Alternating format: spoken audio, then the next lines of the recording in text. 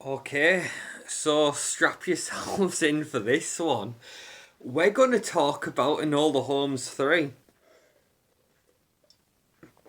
So, obviously, we've been waiting on this one. It's been shot for a while. They shot this last year. Shot in Malta. Um, it's been obviously, we didn't really hear much about it. They finally begrudgingly gave us some marketing material and then finally a full trailer, albeit late in the game. Um, and of course, today, 1st of July, its debut on Netflix. Now, let's talk a little bit about the Enola Holmes films. I mean, for me, I've seen, obviously, seen all of them, all three of them, and one was just forgettable. Um, Two, I thought was a legitimate improvement. I actually thought two had something. There was some merit to it. It did. Um, we there's that whole talk about a very particular agenda and the message, as the critical drinker would say. Um, Two lets itself down at the end because they have a scene at the end of the film where it gets very ham-fisted with that, which was disappointing, really. But overall, I like two. I really do, and there's more Henry Cavill in the film, in the second film, and I don't think it's any coincidence that the film benefits as a result. Um, but then we get to this one, and off the back of two, I was going into this with a lot of goodwill. I was thinking, well, one was what it was. I'll never need to see it again. Two, there's stuff I really liked in there. I would even go so far as to say I genuinely liked it. You have obviously a lot of Henry Cavill in there. The romance, the way they build on that between Enola and Tewkesbury, it's nice, and they have that really nice moment, in the bathroom at the ball. And then obviously just there's some really cool action sequences. You get to see Cavill doing a bit of fighting. David Thewlis is a really fun, villain, having a lot of fun chewing the scenery, and you get some fun moments with Helena Bonham Carter, and that whole sequence with the carriage chase through the forest, really fun. Um, the whole Mira Troy Moriarty reveal, again, I wasn't even going to touch it because I was just trying to keep an open mind. It's incendiary, it is. But I was keeping an open mind. And to be honest, I thought the actress, because obviously she's presented initially as one way in All the Holmes 2, and then we have the big reveal at the end. So, what the actress had in that movie, I thought she did well. I didn't have any problems. And then, obviously, in All the Holmes 2 ends with the introduction to Watson in the mid-credits scene. So then we fast forward to this film, and obviously obviously I always like to see Henry Cavill in whatever, and I do like him as Sherlock Holmes. I do. So I mean, it's a shame that they don't seem to be pursuing the idea of a solo Henry Cavill Sherlock Holmes film, which is a shame, but whatever. We had a change in directors, of course. So I was thinking, well, are they going to do something, you know, is it going to be a departure in some ways, like from the first two? And I just, if even from when the trailer dropped, I started to have a bad feeling. So the premise is obviously Sherlock Holmes has been kidnapped and Enola has to find out what's happened to him. And then subsequently transpires that Tewkesbury's mother is also kidnapped as well. So, yeah, the plot thickens. So, yeah, this all takes place in Malta. Um, and that's one of the things I will say, actually, because, again, trying to give credit where credit's due, props to the on location. For the on location filming for this is great. They make some really, we get some really gorgeous cinematography as well. There's some beautiful shots of Malta, and some gorgeous sunset, sunrise. Got beautiful shots of the ocean. Lovely stuff. I don't mind saying, from like a technical like a technical standpoint, visual standpoint, as far as the cinematography goes, I don't mind saying that this is probably the best looking of the three. Um, and obviously, as you see in the trailer as well, it's sat against the backdrop of the wedding. And um, I don't like this. I'll just come right out and say it. I don't like this film at all. I was having this is about it's about an hour 50. This might something tells me the second one was a bit longer. I think the second one broke the 2 hour mark. This might actually be the shortest of the three, but I mean, there's not much in it. But good lord, this felt like a slog. It really did, and I'd commented before, after seeing the trailer, that I was worried that there's going to be very little Henry Cavill in this. And I can tell you right now, there's very little Henry Cavill in this. Now, actually, they try to pad it out because they use a lot of footage. I say a lot, but they're using pretty regularly footage from the first two films. And they use a fair bit of Cavill footage from the previous two films as well to kind of, I don't know whether you want to say pad out his screen time. Um, yeah, this movie's a slog. And like you say, Moriarty is back. She's revealed to be the mastermind behind the whole kidnapping thing. And there's a whole elaborate plot of involving some missing gold that Tewksbury's family's involved with. Um, this movie is woeful. Right, so Millie Bobby Brown, obviously she's one of Netflix's homegrown talents, isn't she? Obviously we've had this trilogy, obviously Strange Things, Damsels. There another one, the one she did with Chris Pratt. Is it The Electric State? Is it? Um, Now she is.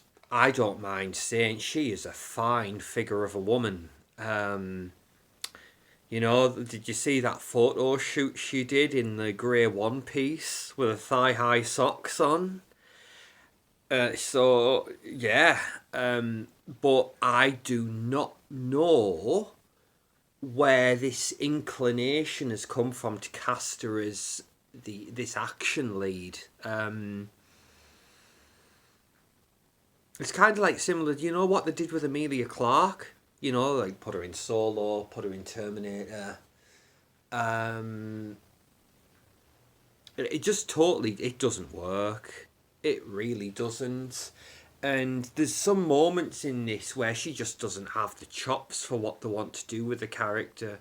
Like this, like she's obvious. Like we're supposed to believe, like she's in desperate search to find her brother and Tewksbury's mother, and she has like moments where she incapacitates people. She overpowers them in a fight again. And then she's either gotten by the throat or she's got like some kind of pointed object. It's not necessarily a knife, but whatever she has, and holding it to the throat, like where are they? Where is she? Or where is he? Or who's behind it all? And you're thinking, oh no, they're going for something that Millie Bobby Brown doesn't have in her repertoire. Now, similar thing with Emilia Clarke. Now, obviously, you know, Amelia Clark's got this wonderful persona. You know, she's perfect for like light romantic comedies. Like for example, we went to see Last Christmas, the one that she did with Henry Golding, and she was lovely in that. She was really great.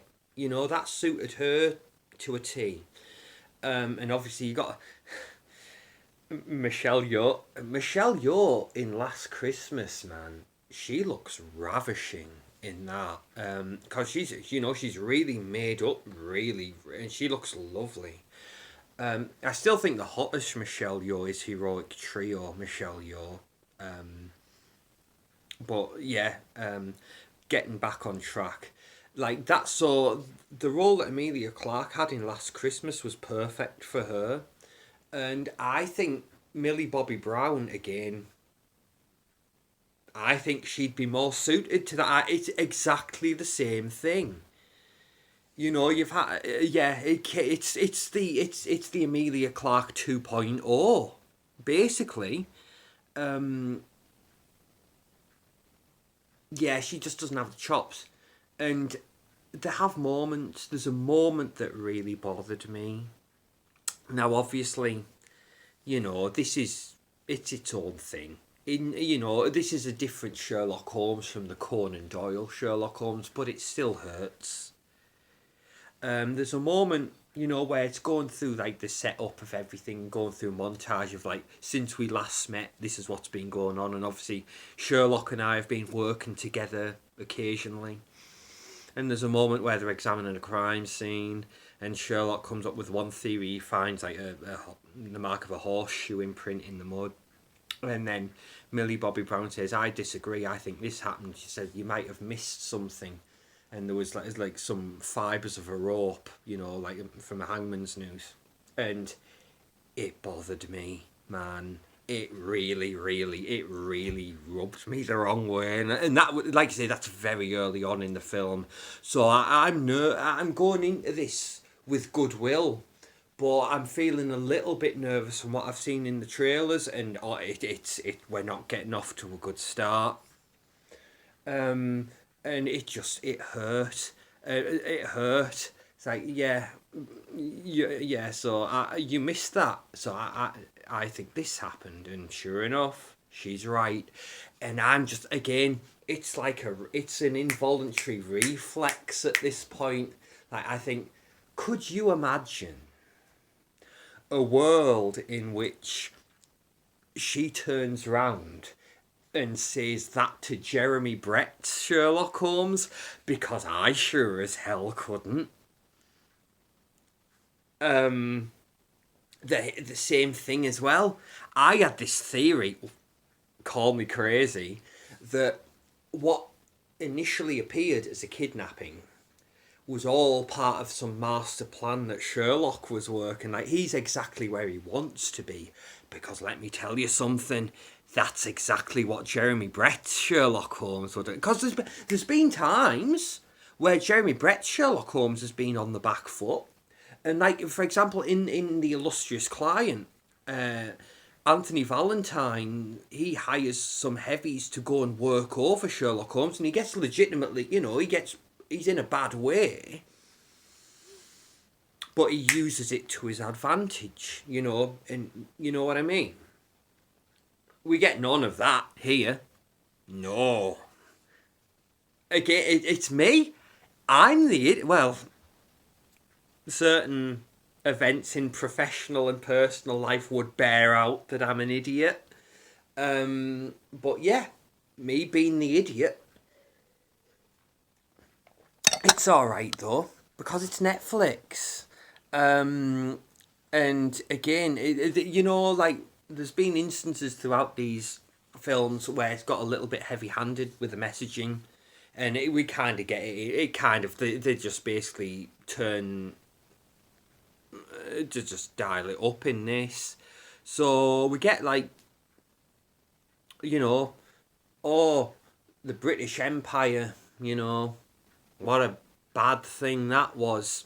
Colonisation, what a bad thing that was. And it all culminates with, hey, a bunch of these white old British guys getting thrown in prison. Isn't that swell?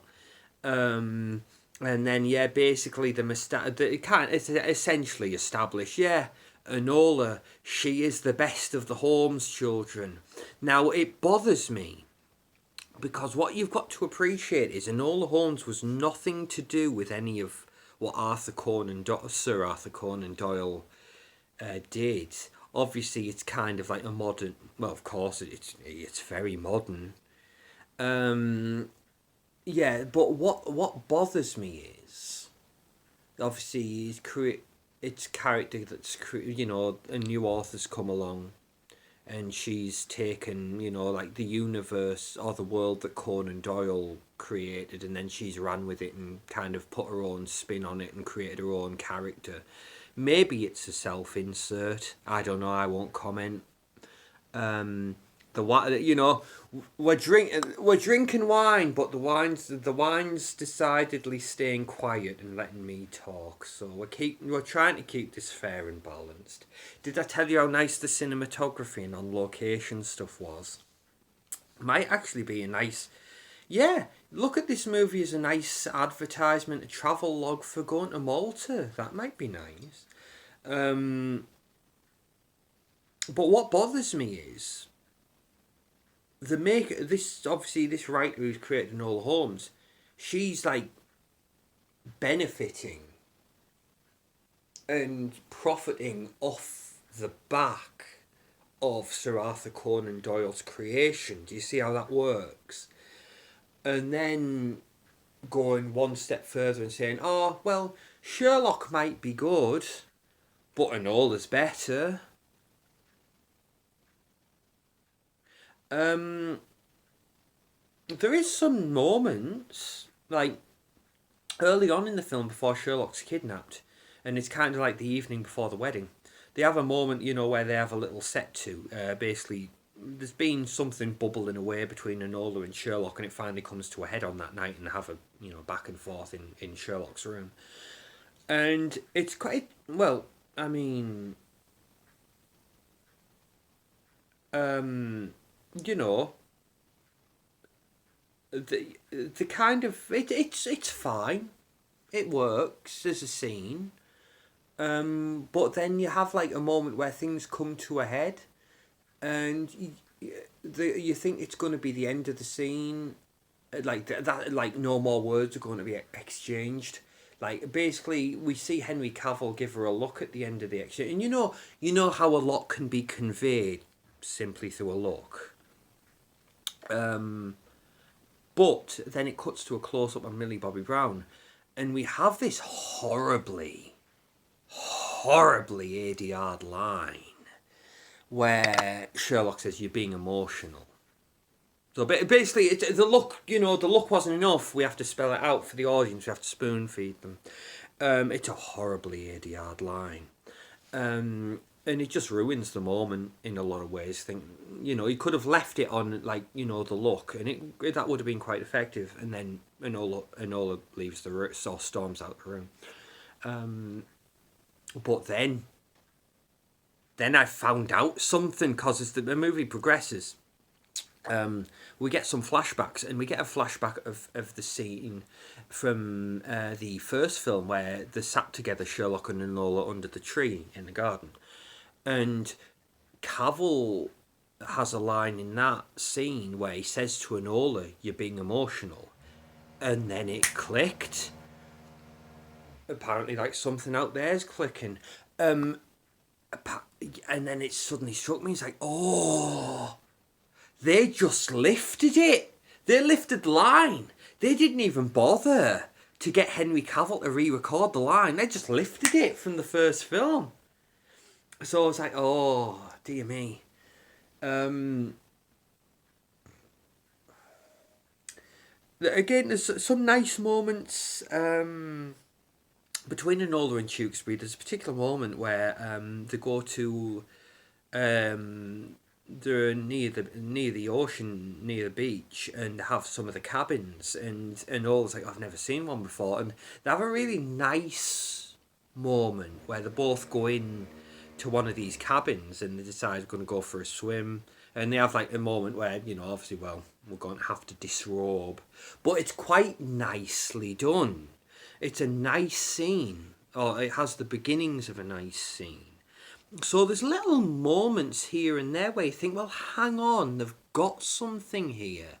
But they're trying to have the cake and eat it in a lot of ways, and they have been throughout these three movies. It's not something I'll just slap on this one, because that would be unfair. But they've had this kind of thing on the go, like, oh, does Enola want to go for romance, or does she? Is that Is that a hindrance to her? Is it I've never liked that. Romance can be nice. Imagine that. You can have a love story. Imagine that, and guess what? Guess what? You can have a female character be romantically involved, and she can still have her own agency. Imagine that. But one thing they do first, because obviously we have like the initial attempt at the wedding early on in the film. But even, obviously, she doesn't get there in time because Watson shows up and tells her about Sherlock being kidnapped. But even before we get that far, we have this whole thing of Enola's having second thoughts. And so much so that she's very, very late to the church already. It's so basically they've been waiting some time. I didn't like that at all. Because you think, well, you look at what they've been through the two films already, and by the end of the second film, it's kind of cleared up any kind of, these characters genuinely do love each other, or they've genuinely fallen for each other. And then obviously, even times passed, to say that a year's passed, maybe a little bit more since the events of the second film, so obviously you just one would assume, and even with like the montage leads you to believe, yeah, it's blossomed, it's become something even more. But I didn't like that at all. The fact that she's like, oh, do I want to go through with it or not? I never like that. Why? You know what I mean? Like, two people can love each other and want to get married, and hey, it from the point of view of we'll call her a lady for the sake of diplomacy. We don't want to get too we don't want to be unnecessarily insulting. I'll say that much, but it doesn't take away from your female character to want to be feminine and to want the love and the romance. I mean, I know that might be traumatic for the likes of Rachel Zegler to hear, and apparently Rachel Zegler 2.0 Millie Alcock to hear. But it needs to be said. Because but again, it's not human human beings. Oh, imagine just looking at human beings as human beings. Human beings like romance. Imagine that. So, but again, it's just I don't like that trope. Like, oh, our heroine, she doesn't know if she wants to be tied down. Obviously, ultimately, she sees sense, or the film sees sense, and they ultimately end up tying the knot. And it just feels as though it was just an unnecessary indulgence, really. But yeah, the film it's not particularly interesting mystery, really. It doesn't really engage you much. Obviously, Henry Cavill's used very, very sparingly. And I had, again, even before the trailer, I had an inkling that might be the case, because he was in and out on this. Filmed his stuff very quickly, because obviously, I mean, what did he? I'm just trying to think of the timeline. Because obviously he was in Australia, wasn't he, filming Voltron, and then I think after Voltron he went and did whatever it was on Enola Holmes, and then before we knew it, he was gearing up for Highlander, then got injured. But I just, what a waste. Really, what a waste. And even like this, just it's even the action scene. Like, oh my god, Enola and Enola and Moriarty, they have two fights in the film. They have one about midway through and then one at the end. You might assume that that would be the case. Um, the first fight that they have about halfway, there's a fight involving like a noose. It is, and then it's it's a horrible fight scene. It's in, you know, when you feel that something's very inept, but even the editing, they mess up the editing, because basically, um, uh, Moriarty, she basically lures Enola in and basically catches her by surprise. Basically, drops down the hangman noose, and then basically she's gonna choke her out. But then something happens inexplicably. Uh, Moriarty decides to jump down from the rafters, and then she's going to basically, instead of like pulling her up, she's going to full on choke her with it. But then there's this weird edit that happens. They messed up. You'll know it when you see it, because all of a sudden, Enola isn't being strangled anymore. She's got the rope, and then she's got Moriarty pinned up against the wall, and she's choking Moriarty with it. And it's like, I can't believe it. They've missed shots out. I couldn't believe it. And then the fight that follows on from that, it is so inept. It's awful. Um, Now the fight that they have later on, it's still not great, but I'll give credit where credit's due. The fight that they have at the end is at least better. And one of the things I will say as well, in terms of exposing like the miscast or like miscasting limitations of the actress for Moriarty. While I was giving her some benefit of the doubt and at least some credit in in Enola Holmes 2, she is woeful in this. She is awful. Um, and there's a moment as well, because they have like a scene where they show Cavill, Sherlock Holmes, and Tewksbury's mother basically locked up in wherever they're being held. And oh god, that is a painful scene to watch. It's basically they're trying to pass this Moriarty off as being obviously the mastermind who's been pulling all the strings. She's in control, and honestly, I was having a tough time. I was really struggling with this. I don't mind telling you, and it makes it worse that it's Henry Cavill. Well, here's the thing. It works in two. There's two elements here. The fact that it's Henry Cavill, and the fact that he's supposed to be playing Sherlock Holmes. And I even thought to myself, the only thing that could possibly make this worse, is if this was Bond. If this was Henry Cavill as Bond and he found himself in this situation, imagine this. He's in this situation and Moneypenny has to come and rescue him. Honestly, it's not good, man. It's awful. Honestly, I was getting more and more annoyed at this film as it was going on, and yeah, the actress playing Moriarty again, just not the right choice, in much the same way that Millie Bobby Brown was not the right choice. There's probably a way that you could have cast this and it would have worked. That was another disappointing thing. We get very little interaction. We get barely any between Sherlock and Watson in this. I laughed. I laughed so hard.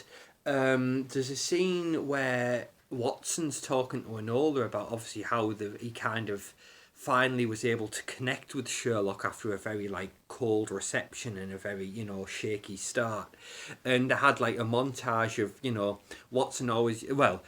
Watson's telling Enola how he always used to make the effort to bring Sherlock a cup of tea and sit down and have a conversation, asking him how his latest case was progressing. And then he said, I'd almost given up hope because Sherlock was so closed off to me for so long. Again, total totally not what we've gotten in previous iterations. Like, I was looking at this and I was thinking, this is not at all what Jeremy Brett and Edward Hardwicke had going on. Not at all. And you look at the comparatively short amount of time that they've known each other here. Okay. And then we finally get a shot of the moment where Sherlock returns the favour. You know, he brings Watson, you know, there's a tray, 2 cups of tea, teapot. You know, it's like, you know, I couldn't believe it. Sherlock finally opened up. And then Enola said, well, you know, what did you guys talk about? And basically, Watson says, well, that's just for me and my diaries. Now, I like the fact that he acknowledged the diaries that Watson was writing, but I laughed. I laughed so hard because I thought we were going to get a scene of Watson and Sherlock, you know, interacting. But I was like, oh no, apparently not. Apparently, Henry Cavill didn't have enough days in his schedule to film that scene. Ah, this film really feels half baked as well. Yeah. So, but what I will say, the actor who they got to play Watson, is it Hamish Patel? I think he does. He actually has some solid moments in this. I actually think he does a fine job. He really does. Yeah. So he again, you know, he's someone who he's not the problem. He's not the problem at all. He does what he can with what he's given, and what he's given is not a lot. But yeah, I tell you what though, you know, we talk about like obviously characters that are underutilized or like Helena Bonham Carter. You know, she's been just sprinkled around these, but she's barely in this movie. Like you say, she's in it less than Cavill is, really. And I swear to you, there's shots in this. There's occasional shots where you think, that's not even Helena Bonham Carter. It's just a stand-in, because you can't see her face properly. So I think, yeah, apparently just use a stand-in. But when she's initially introduced, because it's in that scene where the first confrontation between Enola and Moriarty, basically Helena Bonham Carter's character comes in and saves Enola.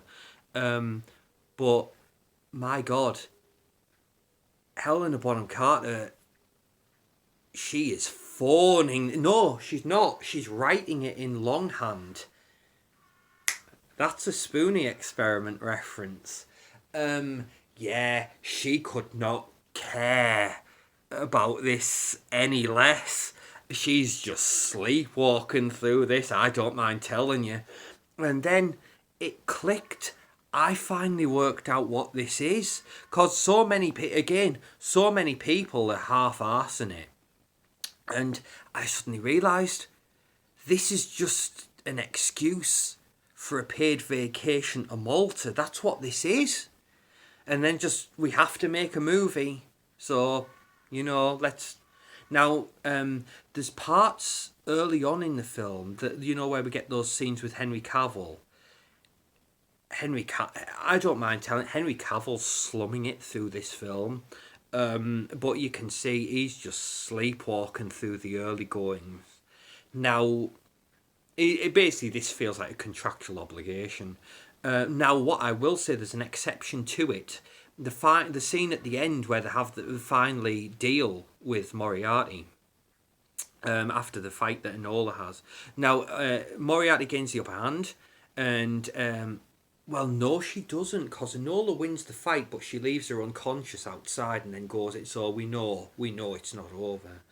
And there's this shtick that they do it so many times, and it just gets funnier and funnier, where just people get shot in the back, and it's always Moriarty. She kills so many people, shoots so many people in the back, and we almost get it again here where she shoots, but it's Enola, so she misses, just bounces off the wall, and then obviously she's got Enola at gunpoint.